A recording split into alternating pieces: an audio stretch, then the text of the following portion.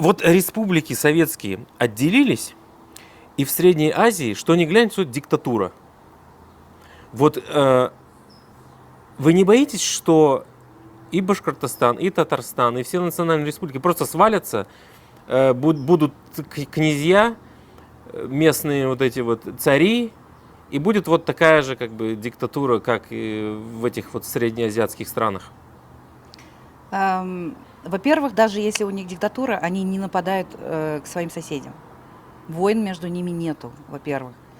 Во-вторых, все-таки нельзя забывать, что рука Москвы играет роль в Центральной Азии. Поэтому, То есть там диктатура, потому что Москва?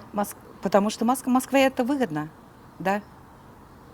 Сейчас более-менее начали уходить от влияния Москвы, вот как мы видим уже Азербайджан, даже если мы говорим, что там диктатура, и Казахстан.